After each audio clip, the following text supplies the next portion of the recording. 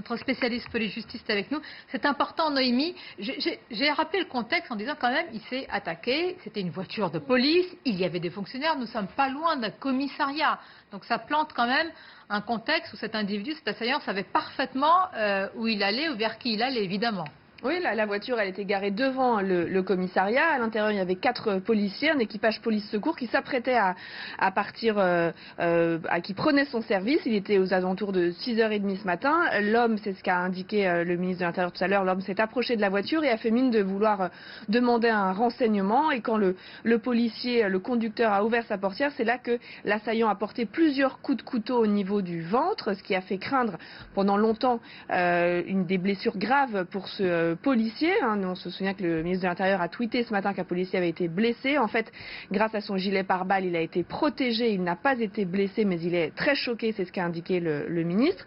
L'assaillant qui a ensuite tenté de s'en prendre à la chef de bord, une policière qui se situait du côté passager dans cette voiture et qui a donc été neutralisé par un des policiers qui était à l'arrière, un des policiers qui sont donc très choqués, et l'assaillant qui est actuellement entre la vie et la mort.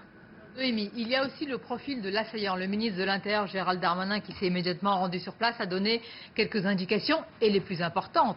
Pas de casier judiciaire, pas de signalement au fichier de la radicalisation, c'est-à-dire on parle là des individus qui sont sous le radar, qui peuvent passer entre les mailles du filet, comme on le dit souvent. Oui, cet homme, on a retrouvé sur lui un passeport, un document d'identité. Il est algérien, il est âgé de 37 ans et c'est ce qu'a indiqué Gérald Darmanin. Il était régulièrement sur le sol français puisqu'il était en possession d'un titre de séjour italien. Il est visiblement arrivé en Europe à la fin des années 2010, vers 2009, et en France en 2016. Il a fait une demande de carte de résident français qu'il n'avait pas obtenue pour le moment. Voilà ce qu'a encore indiqué Gérald Darmanin, qui a plusieurs fois précisé qu'il était régulièrement sur le sol français, qu'il n'avait pas de casier judiciaire et qu'il n'était pas connu des services de renseignement, il n'était pas fiché S par exemple.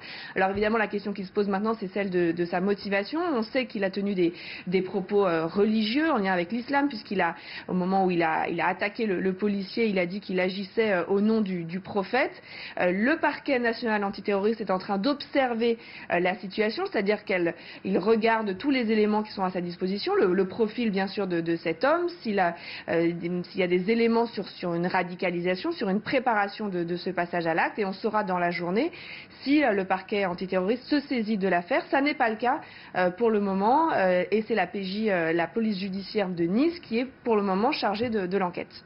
Merci beaucoup, Noémie Schulz, notre spécialiste police-justice, pour ces précisions. Naïma Fadel, vous vouliez réagir et lire Non, en fait, je voulais chose juste lire ce qu'avait dit Daesh, justement, je citais juste avant que ce pauvre couple... Prenez un couteau, prenez ce que vous avez sous la main. Oui, c'est ça, en fait. Daesh appelle ses partisans à attaquer les soldats des tyrans, leurs forces de police et de sécurité. Et le problème, c'est qu'on a baissé la garde.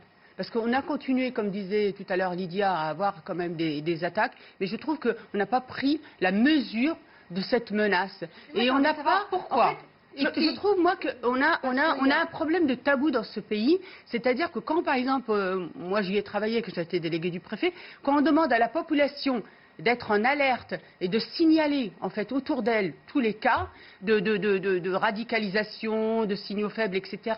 Vous avez tout de suite, en général, les Français qui vous disent « Ah ben non, moi je ne peux pas être dans la délation ». Mais en fait, une situation comme celle que nous vivons, elle engage la société tout entière. Et parfois, c'est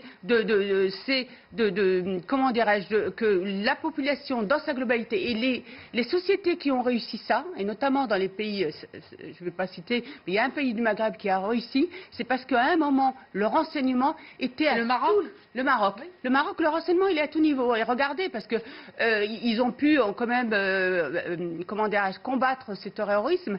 Et aujourd'hui, vous ne pouvez pas poser le pied au Maroc sans qu'on sache votre pédigré. Aujourd'hui, vous avez l'espace Schengen qui permet effectivement à des personnes qui viennent en France, si elles ont un casier judiciaire dans leur pays d'origine, notamment en Europe, vous ne pouvez pas le savoir. Donc en fait, en réalité, on ne sait pas qui il est, ce monsieur. Monsieur le maire.